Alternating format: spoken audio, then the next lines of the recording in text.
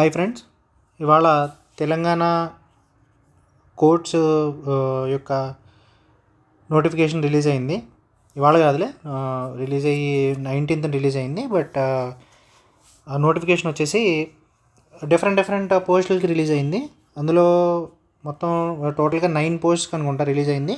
So అందులో మేజర్గా ఉన్న పోస్ట్ని నేను ఇప్పుడు డీటెయిల్గా మీకు ఎక్స్ప్లెయిన్ చేస్తాను. అండ్ వాటి యొక్క ఎడ్యుకేషన్ క్వాలిఫికేషన్స్ అండ్ రిక్వైర్మెంట్స్ ఏమేమి కావాలి అవి కూడా చెప్తాను నేను. తర్వాత ఎలాగ అప్లై చేయాలనేది ఒకసారి మీకు ఏమైనా డౌట్స్ ఉంటే నాకు మెసేజ్ చేయండి, నేను హెల్ప్ చేస్తాను మీకు అప్లికేషన్స్లో. ఓకే, సో ఫస్ట్ అప్లికేషన్ వచ్చేసి స్టెనోగ్రాఫర్ గ్రేడ్ 3.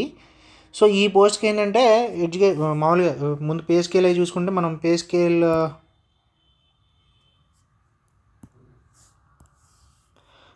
వచ్చేసి 32,810 అనేది ఇది స్టార్టింగ్ పే. సో దీనికి అలవెన్సెస్ చిన్న అలవెన్సెస్ అవన్నీ యాడ్ అయ్యి అరౌండ్ ఒక 40 to 50K, 45 నుంచి 50 అరౌండ్ వస్తుంది పే. ఇది 96. ఇది చూసి మోసపోకండి. ఇది ఏంటంటే ఇది మీ కెరియర్లో మీరు అంటే ఇంకా వేరే ప్రమోషన్స్ ఏమీ తీసుకోకుండా ఇదే పోస్ట్లో కంటిన్యూ అయిపోతే మీరు ఫైనల్గా రిటైర్మెంట్ అయ్యేటప్పటికి అప్పటికి డిఏలు ఇవన్నీ ఇంక్రీజ్ అవుతాయి. సో ఇప్పుడున్న పరిస్థితుల్లో ఇదే పొజిషన్లో కనుక మీరు కంటిన్యూ అయిపోతూ అసలు డిఏల్లోని ఎటువంటి మార్పులు లేకుండా ఫైనల్గా మీరు రిటైర్ అయ్యేటప్పటికి ఈ శాలరీ వస్తుంది. ఇది ప్లస్ అలవెన్సెస్ లైట్గా యాడ్ అవుతాయి. సో బేసిక్గా ఇది కాన్సెప్ట్ ఇది. సో ఇది జాబ్కి వచ్చేసరికి మనకి ఈ నోటిఫికేషన్ స్టార్ట్ అయిన తర్వాత ఈ అప్లికేషన్ ఎప్పటి నుంచి స్టార్ట్ అవుతుందంటే 24th జనవరి నుంచి స్టార్ట్ అవుతుంది. 13th ఫిబ్రవరికి అప్లికేషన్ ఎండ్ అయిపోతుంది. ఓకే, అది కూడా రాత్రి 12 లోపు. సో అది చూసుకోండి మీరు ఒకసారి. ఓకే, నెక్స్ట్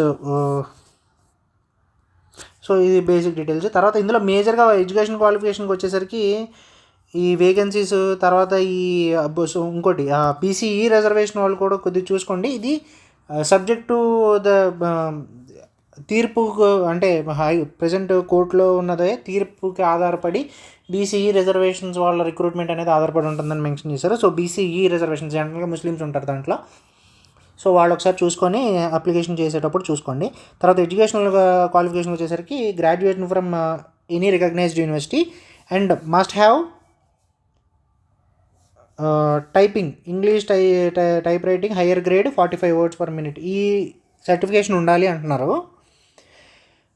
తర్వాత ఒకవేళ దీనికి ఎనఫ్ మెంబర్స్ కనుక అప్లై చేయకపోయి ఉంటే, ఎవరు ఈ హయ్యర్ గ్రేడ్ వాళ్ళు కనుక అప్లై చేయకపోయి ఉంటే కనుక ఇంగ్లీష్ షార్ట్ హ్యాండ్లో those who have passed the exam by lower grade వీళ్ళని కూడా తీసుకుంటామని చెప్తున్నారు. వీళ్ళు సబ్జెక్ట్ టు కండిషన్ ముందు వాళ్ళు కనుక లేకపోయి ఉంటే వాళ్ళు కనుక.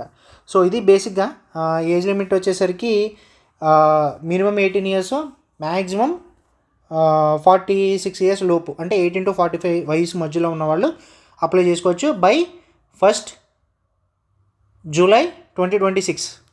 1st July 2026కి 18 years దాటి ఉండాలి, 46 years లోపు ఉండాలి. సో ఏజ్ కట్ ఆఫ్ వచ్చేసరికి గుర్తుపెట్టుకోండి 1st July 2026.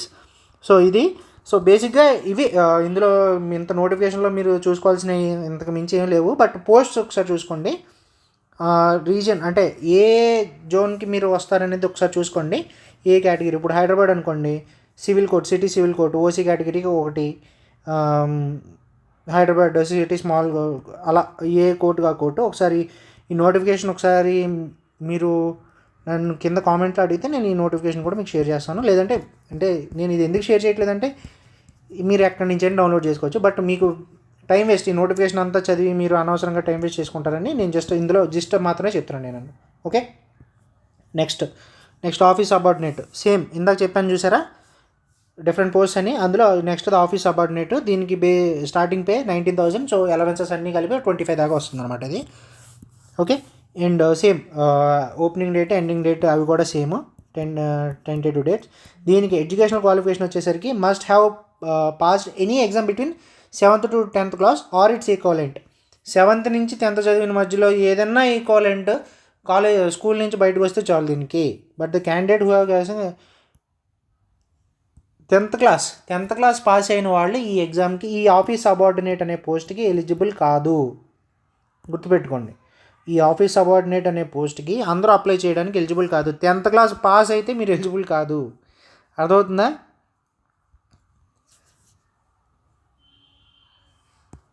But the candidate who is having higher qualification than 10th class shall not be considered as eligible. So మీరు ఇది అప్లై చేయాలనుకున్న వాళ్ళు 7th to 10th క్లాస్ మధ్యలో వాళ్ళు అప్లై చేసుకోకండి. లింగ్విస్టిక్ క్వాలిఫికేషన్ నేను ఇందాక చెప్పినట్టు లోకల్ లాంగ్వేజ్ అందరికీ వచ్చి ఉండాలి. ఓకే, సో ఇది ఆఫీస్ సబార్డినేట్కి. థర్డ్ పోస్ట్కి వచ్చేసరికి నెక్స్ట్ పోస్ట్కి వచ్చేసరికి ప్రాసెస్ సర్వర్. దీనికి శాలరీ 22,900 అండ్ చెప్పాను కదా మ్యాక్సిమమ్ చివరికి వచ్చేసరికి అంత వస్తుంది. Same opening date ending date అప్లికేషన్ది. బీసీ చెప్పాను కదా అది. Education must have SSC examination or its equivalent must have passed. So ఖచ్చితంగా ఎస్ఎస్సి 10th క్లాస్ పాస్ అయ్యి ఉండాలి. అండ్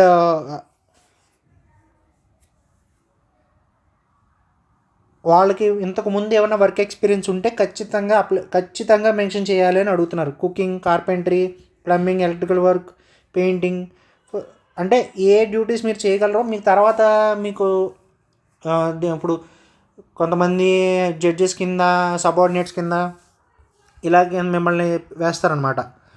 సో వాళ్ళకి ఏమైనా హెల్ప్ చేయగలరా మీరు, లేదంటే ఎక్కడికైనా వాళ్ళు వెళ్ళినప్పుడు సో వాళ్ళకనమాట. ఇది చూడండి ఇక్కడ మెన్షన్ చేశారు, experience at the residences of judicial officers. వాళ్ళ దగ్గర మిమ్మల్ని వేస్తారనమాట. సో మీకు ఈ నాలెడ్జ్ ఉందా లేదా కూడా అడుగుతున్నారు, అది కూడా మెన్షన్ చేయాలి అప్లికేషన్లో. సో సిమిలర్గా రికార్డ్ అసిస్టెంట్, ఇది కొంచెం అంటే ఇది కొంచెం వాళ్ళతో ఇంతకు ముందు చెప్పిన జాబ్ అయితే జడ్జితో పర్సనల్ రిలేషన్ ఉంటుంది. దీంట్లో ఏంటంటే ఇది రికార్డ్ అసిస్టెంట్, మీరు ఆఫీస్ వర్క్ మేజర్గా ఆఫీస్ వర్క్లో ఇన్వాల్వ్ అయ్యి ఉంటారు. సో సేమ్ అప్లికేషన్ డేట్స్ అవన్నీ same, education same. Intermediate exam, దీనికి ఇంటర్మీడియట్ ఎగ్జామ్ ఇందాక వాటికి ఏంటి ఎడ్యుకేషన్ క్వాలిఫికేషన్. సో అది ఒకసారి చూసుకోండి. ఒకదానికేమో 7th to 10th మధ్యలో ఉండాలి, 10th పాస్ అయ్యి ఉండకూడదు. ఒకటేమో 10th క్లాస్, ఇదేమో ఇంటర్మీడియట్ ఎగ్జామ్. ఓకే, సో అదొకసారి చూసుకోండి. ఓకే, మీరు అప్లై చేసినప్పుడు మీ ఎలిజిబిలిటీ, ఇప్పుడు నేను జస్ట్ ఇది పోస్ట్ ఆఫ్ కాపీస్ట్. సో ఇది కూడా నేను మిగతాదంతా చెప్పట్లేదు నేను, ఎందుకంటే ఏజ్ క్రైటీరియా ఇవన్నీ మోరార్లెస్ అన్నిటికీ సేమ్. బట్ మీరు ఎడ్యుకేషన్ క్వాలిఫికేషన్ ఒకటి చూసుకోవాలి కాబట్టి ఎడ్యుకేషన్ క్వాలిఫికేషన్ ఒకటే చూపిస్తాను నేను. Education qualification must have passed intermediate exam, ఇది కూడా ఇంటర్మీడియట్ ఎగ్జామే, conducted by the state board of intermediate education or its equivalent.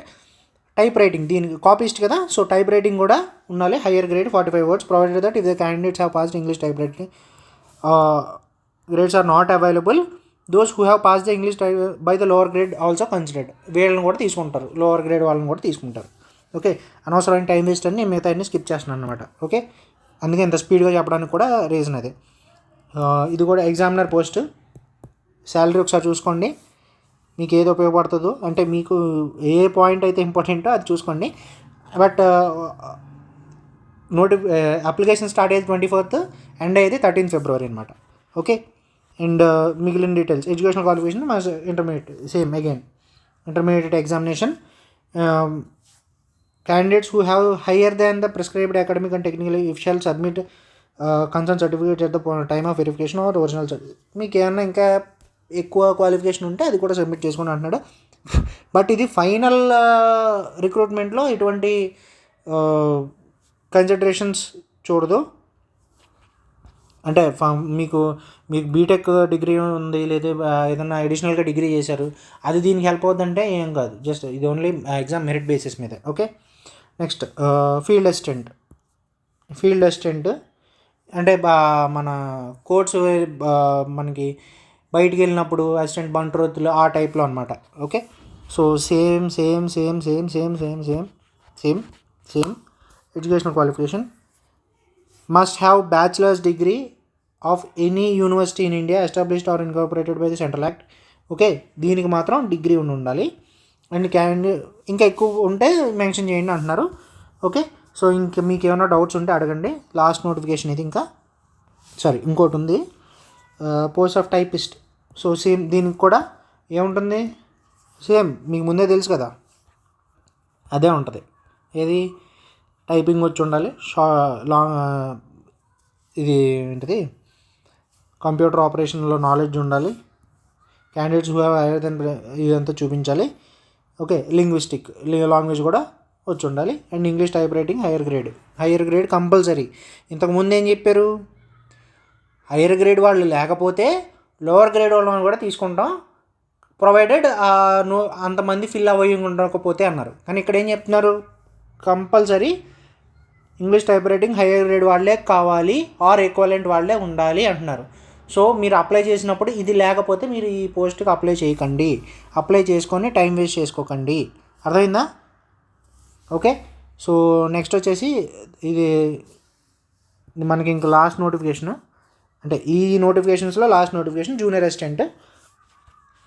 So మిగిలిందంతా సేమ్, మీరు శాలరీ అని చూసుకుంటున్నారు కదా. సో 24 మీరు ఒకటే గుర్తుపెట్టుకోండి, 24,000 మీకు బేసిక్ ఇనీషియల్ పే 24 ఉందంటే దానికి ఒక 6,000 7,000 అనేది అడిషనల్గా యాడ్ చేసుకోండి, 6,000 అడిషనల్గా యాడ్ చేసుకుని మీరు శాలరీ అరౌండ్ ఒక 24 ఉంది కాబట్టి అది అరౌండ్ 34 అలా ఉంటుందని అనుకోండి, ఎందుకంటే ఈ డిఏలు ఇవన్నీ యాడ్ అవుతాయి కాబట్టి. ఓకే, సో ఇది మనకి ఫైనల్గా నోటిఫికేషన్. అండ్ దీనికి సంబంధించిన ఎడ్యుకేషనల్ క్వాలిఫికేషన్ వచ్చేసి లింగ్విస్టిక్ క్వాలిఫికేషన్ ఇది. Okay, bachelors degree computer operation మీద నాలెడ్జ్ ఉండాలంటున్నారు. మిగతా prescribed academic and technical qualifications ఏమైనా ఉంటే ఆ సర్టిఫికేట్స్ కూడా సబ్మిట్ చేయాలంటున్నారు. సో ఇది ఫైనల్గా నోటిఫికేషన్ వచ్చేసరికి మీకు ఏమైనా డౌట్స్ ఉన్నా ఎలా అప్లై చేయాలని నోటిఫికేషన్ తెలుసుకోండి.